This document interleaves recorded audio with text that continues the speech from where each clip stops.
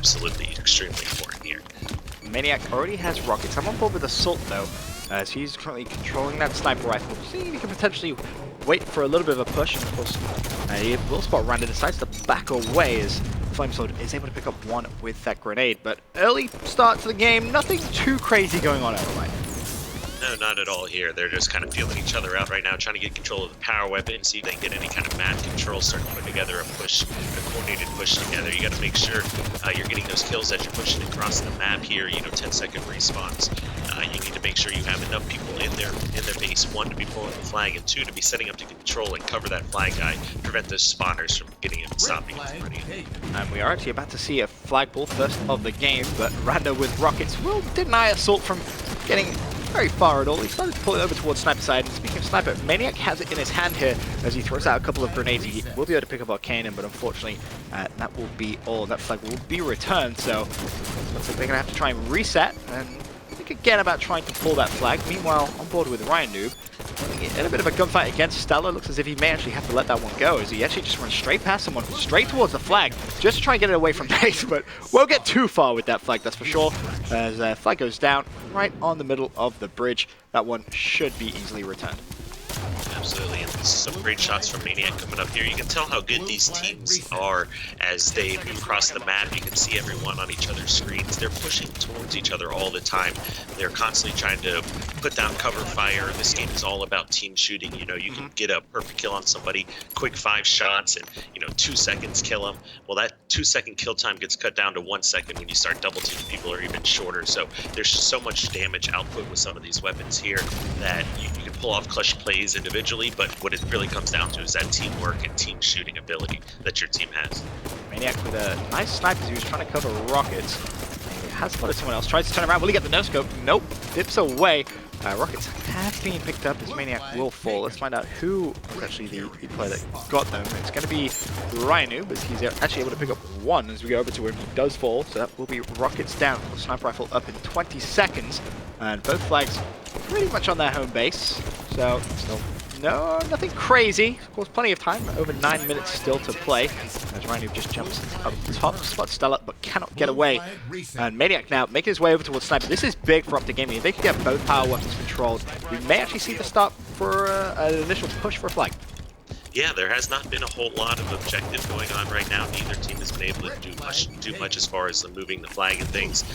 They're just controlling the weapons, working together, pushing across, and it looks like OpTic's finally starting to get some momentum going here, get some control. This map really is about controlling Snipe Tower. Rocket is just so exposed. You should always be able to double team and kill the guys going up to rockets as opposed to Snipe. That's why you'll see these teams just overweighting Snipe all game constantly here. Just pushing, trying to get across. Anyone that goes towards rockets, it's either going to be going for the rockets that are spawning or immediately moving out of that position, either going bottom center or just sprinting across trying to get a flank on the other team. Flag has been picked up once again by Flamesword. He was able to just touch it before it was reset. You saw Maniac pick up a double kill before getting it maybe a little bit too excited as he tried to ground slam for the third, but the flag will be returned. Now you'll see that initial setup from Stella over at Rockets. He should be able to get his hands on them. Ryan will be able to put a couple of shots down, and there is that nice headshot. Had some help from his teammates firing over at Stella's direction as well. So Rockets down once again. Sniper's actually going to be down as well.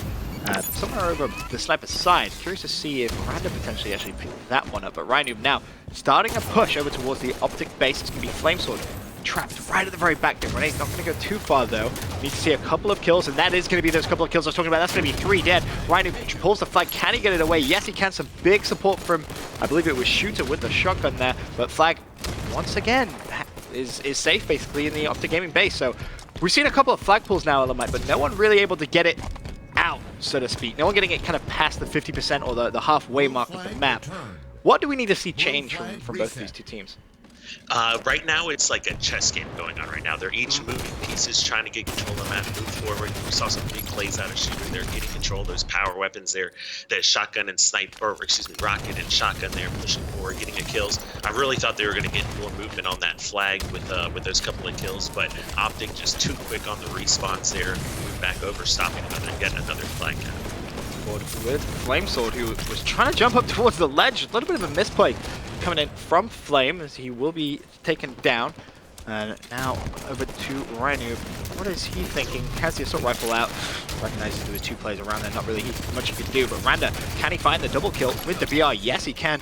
Some nice shots going on. Assault looks for the 3rd, but won't see Flame Sword before Flame able to get the headshot. And now over towards Shooter. Is that the pistol? He falls almost instantly after jumping up. Stella, he's going to go down as well. That's going to be a trade though, as both players picking up the melee. Rocket's up in 12. It's going to be Assault set up on top Rocket Tower. But he's actually going to push straight through. Of course, Sniper up as well very shortly. Assault trying to make some plays, but really nothing happening over from Assault. You really can't do much. Is that Randa actually picked up a nice 2-piece in the kill cam, or in the kill cam, rather. Absolutely. As you can see, you know, these players, there's 2 different routes you can take. You know, we've seen some games on this map where teams will immediately push across, grab a flag, and try to return it to their base, and all of a sudden you get into a long standoff where it turns into, rather than a flag cap battle, into a flag return battle. OpTic, they're not going that route right now. They are just pushing back to their flag, controlling the way back flag, trying to get control of their caves as Elevate's pushing up, getting into the cave as well here.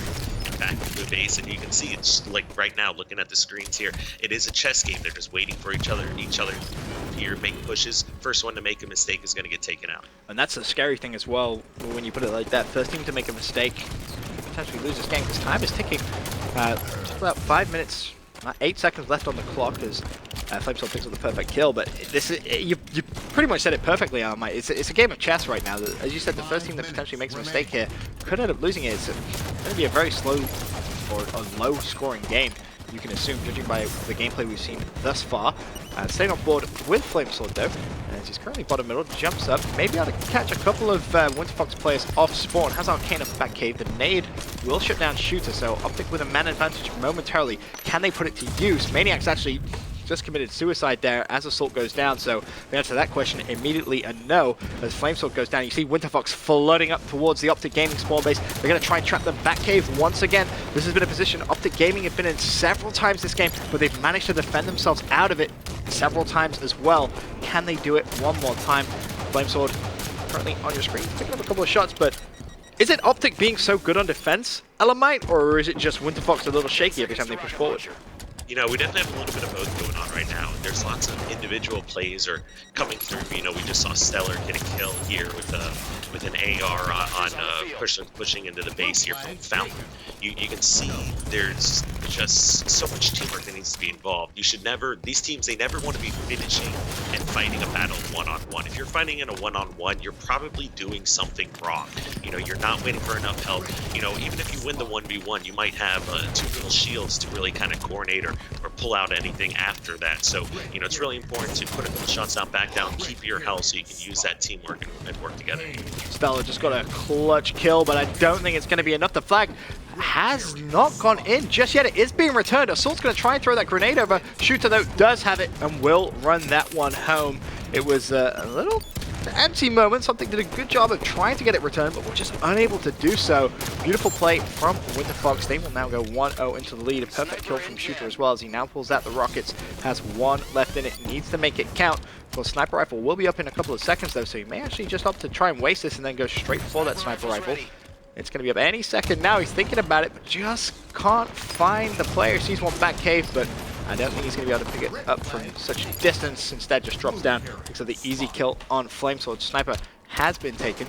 See if Shooter can pick up that long-range rocket, and he can! That's a killing spree for Shooter, as he pretty much hits the snipe with the rocket. Now deciding to push further forward into that OpTic base once again. And honestly, this has been very aggressive play from Winterfox the past couple of minutes, Elamite, and we may actually see them get another flag hit.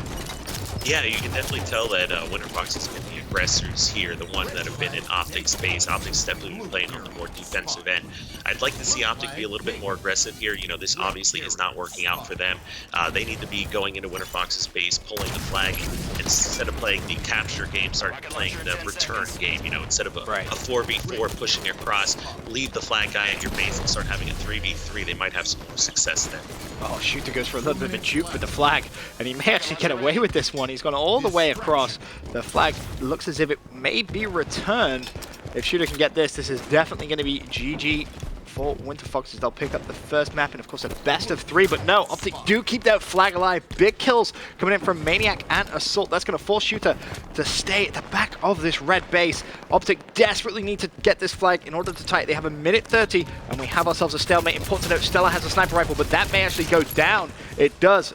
Luckily, though, Flamesword in a position to trade that kill over to Assault, who needs to stay alive. He's being pushed by Randa. Somehow picks up the headshot. Nice play, but again, they need this flag element. Absolutely, and you can see, like we were just talking about before, they finally went, they got that flag in their base. They're putting it all on the line right now here. They're going to play out this overtime, and they know they have 1 minute left to get a flag return. And instead of having to run across and grab a flag and run it back, taking 15-20 seconds, they know they need 3 to 5 seconds to return a flag and then get the cap. So it's definitely going to help them out as far as the short time frame goes, going for a return as opposed to going for an actual cap. Right. Well, what's going to be the game plan, though, from OpTic? Do they decide, hey, we need to send 3 people to try and go for this return, leave Assault by himself? Because it seems right now as if a couple of players pushed forward. That was Maniac, but he was unable to get the return. How do you plan it in the final 40 seconds when you're down a flag? You got to play it as smart and as carefully as possible. You only get one opportunity in that situation to make it work, and the first person that dies, might absolutely ruin that opportunity to cap in here. And you see they're pushing across here. We're coming down to the last 30 seconds. Winterfox is just playing defense. They do not need to get a flag return right now. They just need to protect and prevent OpTic from returning this one. OpTic is flooding the Winterfox base. Rhino did a good job of staying alive. Stellar was able to pick up one. There's going to be 2 players pushing from OpTic. Stellar is going to be one of them. Pit flag gets picked up from Rhino. He finds 2 as well. Beautiful play from Rhino. Both OpTic players decided to just try and jump on the flag and see if they could get the return. But it was a beautiful pickup from Rhino. Reacted so fast just to ensure that OpTic were not going to get that return. Fantastic play from him, found the double kill as well. There's a look at your end game stats, but the only stat which really matters is Winterfox find themselves 1 map up against OpTic Halo in a best of 3. For now, we're going to take a quick commercial break. When we return, though, we'll be jumping into map number 2. Be right back. Over the course of 70 years, the Office of Naval Intelligence attempted to create the most elite soldiers in the history of the UNSC. Biologically augmented and fitted with advanced battle armor, these super soldiers were known as Spartans, harkening back to the legendary warriors of ancient Greece. In 2491, the Office of Naval Intelligence launched the Orion Project, the first large-scale effort to create a class of soldiers strong enough to effectively quell what was, at the time, a mounting rebellion. Soldiers like Avery Johnson and hundreds of others volunteered to undergo a series of biological augmentations which would make them physically superior to all other human beings. Despite their success, this program was plagued by cost issues as well as a number of other physical side effects, and eventually it was canceled in 2506.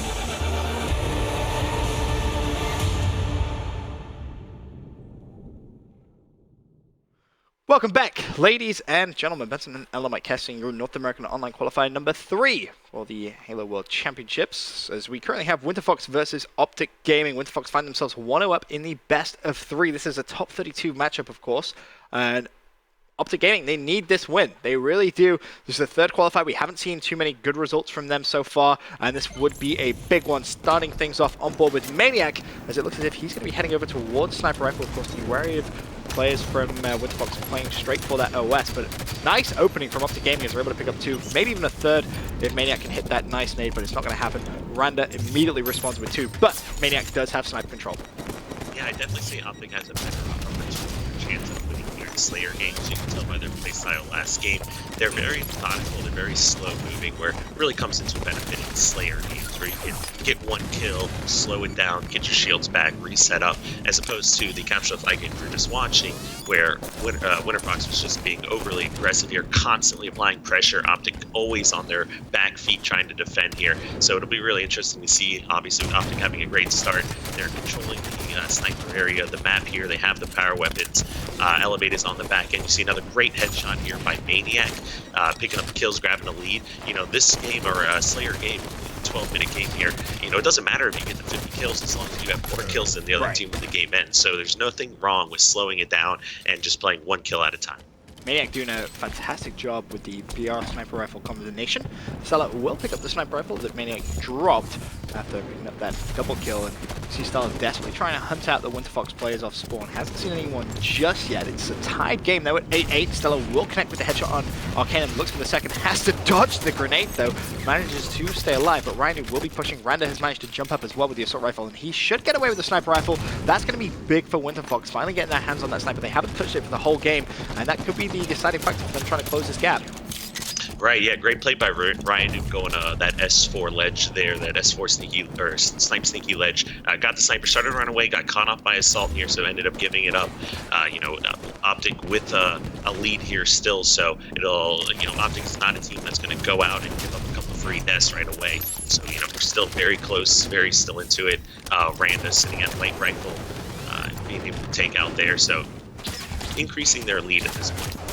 It's 15 to 12. There's a couple more kills going. It's a 4-kill lead OpTic can manage to generate as they desperately try and force that game number 3 in the best of 3. I believe it was Arcanum who did just pick up OS, and now he may be thinking about potentially going for that challenge. Turns around, sees Flamesword across the map. Ryan has already picked up 2 though, so that gives Arcanum license to be a little bit more aggressive now. There's a couple of players push in. Arcanum does pick up Assault. They know the last player has to be sitting in green. Arcanum with Ryan Noob, nice teamwork coming from them. They should be able to find Flamesword and get the kill. They do, and that was just phenomenal play from Winterfox. They were down 4 kills, now they've reduced it to a tied game. A shooter has his hands on sniper rifle. Yeah, you saw that all came down to the OS there. OpTic was not prepared for the OS. They were not set up for it anyway. They ended up giving up snipe control, giving up a 15-11 lead, all of a sudden losing 19-17 over that. Also some great shots out of Arcanum. There was a 2v2 battle they ended up winning, and then Arcanum picked up another clutch kill afterwards. So now all of a sudden being down 4 to up 3 over just one OS. Yeah, very blink of an eye and you miss it, essentially. Happened very quickly. And more importantly, Shooter has control of sniper rifle. We saw Winterfox touch sniper very briefly earlier on in the game before it was immediately taken away from them. So now we may actually see them extend this lead, and that would be big for Winterfox as they stay on board with Shooter. He knows Flamesword is going to be across the way, but he hasn't had a clean shot just yet, so he's going to take his time. And how do OpTic play this now then, Elamite? Down a couple of kills for the first time in the game. They don't have any power weapon control. What is the game plan going through their head? So they need to be saving up nades. They either need to be coordinating a push on one side or just start waiting for the next power up, waiting for an opportunity where they know a player from Elevate is going to be out of position or not covering a certain angle where they can push out, but they are not doing that right now. You can see them, they're on 4 different sides of the map. Nobody's working together. Elevate is controlling, 3/4 or more of the map here right now, just pushing OpTic out of the way. Shooter still with that sniper rifle. Been a little bit more mobile than sometimes you see sniper rifle players, but the lead extended to 6. He's looking for the shot, gets the leg shot on Assault, and that will be enough for the kill. So lead at 7, and you can see Winterfox really starting to pull away this one. And again, have to stress the importance that this is for OpTic Gaming. If they were to fall here, theoretically, you have to look at the next couple of qualifiers that they would need a win to guarantee that top 16 spot. And it's never going to be easy when you look at some of the fantastic Halo 5 quality of gameplay we've seen from so many teams. Winning one of these qualifiers is definitely a difficult test. So, as I said, a lot of pressure on OpTic Gaming right now. Shooter still has his sniper rifle. He's just patrolling that top mid area, waiting for someone from OpTic to challenge. He's going to see Flamesword misses a couple of shots, but OpTic definitely fighting from behind. Yeah, I mean, OpTic's doing a great job right now. They've got Shooter distracted. He has not been able to do any kind of damage here in the last 30 to 45 seconds. He hasn't hit any snipes. He hasn't hit any regular shots. This is giving OpTic an opportunity to start pushing on as a 3v4, essentially. And now, all of a sudden, they've essentially switched positions now, and OpTic has control of snipe area, and they pushed Winterfox over into yard. It's going to get even more difficult for whoever wins this game as well. Just as I had a brief look at the bracket there, winner of this plays Evil Geniuses. So that's never going to be easy. But back over to this one, the deficit at 5. Sniper rifle is going to be up momentarily. On board with Shooter as he's spotted Assault from distance. He will actually pick up that kill. Can he get away? No, he won't. Traded 31-28 kill game. Maniac BR in hand. As he heads over towards green, should be spotting someone any second now. Sniper rifle up in 10. It's going to be Ryan challenging, running at him with the SMG. He's able to pick up 1, but Flamesword in a position to trade. Sniper rifle up. Who is in a position to get it? It's going to be Stella. This could be big for OpTic Gaming in a comeback. And we just had a Shooter with a great outplay on Assault. Assault went on with the first shots with the Storm Rifle, and Shooter was able to turn around and do a crouch AR and ended up killing him when the Storm Rifle ended up overheating. But now we've got Assault pushing through, grabbing OS at about 5:38, and all of a sudden, Winterfox being up by 3. It's going to be interesting to see what OpTic's able to do here now, grabbing that new OS, as we saw what Winterfox did with it last time. And they were able to close a gap, extend to a lead. Now the question, can OpTic do something similar? 3 players go down. The answer to that, definitely no. Definitely not. You saw Assault had the OS there, and all of a sudden, as soon as Shooter saw Assault pick up the OS, not 5 seconds later, he was bottom center with him, no shields, and picked up the kill.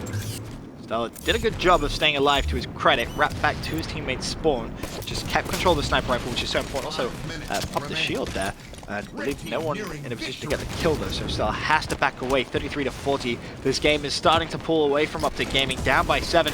Stella's going to recognize he's going to have multiple players rushing towards him. This is a huge 2v2. The OpTic Gaming need to win. Stella missing a lot of shots there though. Somehow connects with the kill on the grenade before being ran at. The sniper rifle is not going to be enough. Assault was in position to trade, but in that situation, Mate, you can't trade. You need to be winning those 2v2s when you're so far behind, so late into the game. Absolutely, it's too late to start trading now. Trading was back when the score was 20-20. Winterfox is ahead in the game right now. They feel like they're pressure. They play better when they are just overwhelming the other team, and that's what they kept doing here. And all of a sudden, they've grown this lead to 8. They just want to play it slow now. Let OpTic make a mistake, and as soon as one mistake happens by OpTic, I wouldn't be surprised to see, even though with a big lead here, all of Winterfox just storm the other base and rush it on. The game is massively slowed down as, kind of as you said, Winterfox is waiting to see how they can pounce on OpTic Gaming. Assault has 5 shots in the sniper rifle. He's going to need to make every single one of them count as they're down by 8. As I say that though, he misses the first, so only 4 shots remain. Has the SMG in his back pocket. Maniac with a big win on Ryanu. Far back side of the map, and Assault actually getting a little aggressive there. Surprised to see that. The SMG fires another shot of the sniper rifle out. And a bit of a waste there if I'm honest, but Maniac really starting to heat up in the latter part of this game. Assault with the melee. OS is up. Doesn't get the snipe, the no-scope. It would have been impressive, but OS has been burnt. Down 4 kills, 3 minutes 26 still to go. Yeah, absolutely. You see OpTic playing it slow, waiting for that new OS to come up. Winterfox trying to go out and grab it there, ended up burning it here. We're probably not going to see another OS this game here, so this is going to be the final power weapons on the map, the final battles here, and you see OpTic just clutching it right now. Only down by 1 kill as opposed to being down by the 6 to 8 kills here we were just looking at. New sniper rifle in 1 second. This is big play from Assault. He needs to stop them from getting it. He has sniper of his own. He only pops the shield, though not able to get the kill on Runner. That would have been so important and such a big kill, down by 2. Instead, though, he's left by himself, isolated as Ryan starts to push. Down 1 kill, that's it, as Maniac picks up Shooter. Assault with 1 bullet left in the sniper rifle, looking to see if he can try and be the difference, the X factor of this game, if you will, as it's tied up 46-46. Assault sees on that mini-map, that radar, that little red dot so close to him, right around the corner. He's crouched, waiting to see if anyone is going to push him. That's exactly why he had that SMG out, but this game is going to go to a complete standstill as I flick through everyone. Lots of PRs out, and of course Randa with that sniper rifle, he was able to get it off spawn, and if he can keep that, it could be the deciding factor to this game. Back over to the player from OpTic, it was Assault with that 1 shot in the sniper rifle. There's Randa with his snipe though. He picks up Maniac, and that snipe could be the factor. I'm telling you right now, Mike. Absolutely. These players, they don't even know where each other are right now. There was a great shot by Randa. They needed that. We're looking at the last 2 minutes of the game. Just like that last CTF game we were looking at, these teams are extremely skilled and even here. Extremely competitive game coming down to the wire once again. 48-47, and Sniper still in the hands of Winterfox. OpTic really needs to make something happen here right now, and I don't know if I'm going to see it happen. 1 kill is all they need. They have Snipe Top Cat. OS is up. Can someone from OpTic grab OS? I don't think so, but it doesn't matter. Oh my god. Did you? I cannot believe that what happened. I just watched. They just got 3 kills. That's insane. That's with the OS. They literally just killed the OS guy to burn OS and win the game. That was a 49-47 comeback. I don't even know where the other 2 kills came from. I saw OpTic miss grabbing the OS. Wow. That was absolutely insane. OpTic Gaming right at the final couple of seconds with a huge clutch up. Props to them as they now force a game number 3 of the series. all Winterfox needed was that final kill. You saw Random with the sniper rifle start to kind of peek up as if he was going to get that kill on OS, but OpTic find 3 kills in the closing couple of seconds. Unbelievable play from them. For now, though, we're going to go to a quick commercial break. When we return, we're going to jump into the final map of the series. Be right back. Shinobi, come on down!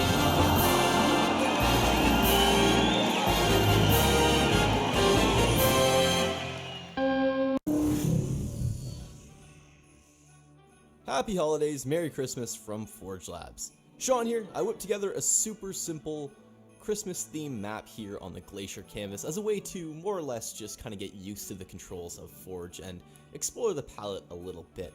Last year on Christmas we released a holiday aesthetic map and I figured, you know what, let's do it again here with Halo 5's Forge. So this is the North Pole. We've got a giant tree here in the middle. It is the Christmas tree. On it there's a bunch of decorations that are composed of plasma grenades as well as beacon lights, all of which have had their color adjusted. On top of the tree we have a Prophet hologram, just looking over everything, making sure everything's going okay. Down below the tree we've got a bunch of different presents in a bunch of different colors, but who really knows what's in every present? There could be a train set in one and a weapon or a gun in another. You won't really know until you open them on Christmas. Around the tree we have a bunch of poles, what look like, I can only imagine the North Pole looks like, with the red and white pattern on it. Connecting all 4 of them there are some wires, and on those wires we've got Christmas lights, which again are beacon lights, which have been colored to kind of match the Christmas theme. So you've got like red, yellow, green, white, a bunch of different colors to kind of look like the multicolored Christmas lights. Not just red and green, we've got a mixture of colors here. Hanging around the scene, we've got a bunch of snowmen, and they all look a little bit different from one another. We've got some that are larger, some that are smaller, some that don't know what they're doing. So they're kind of just hanging around. You know, snowmen are great to have, and especially since we now have the Glacier canvas where you can put down snowballs more or less. They're technically called boulders, but you can make a pretty cool snowman using them. So I figured, you know what, let's throw together a couple snowmen and, you know, paint the scene a little bit more. Behind the snowmen, we have their worst enemy, and that is a campfire. It's just keeping everybody warm. The snowmen are trying to stay away from that, but, you know, they're snowmen. They don't really understand that, so they're a little bit close to the fire. Anyways, a nice little fire here just to keep things warm. You can see it's quite snowy out. It's coming down pretty hard, so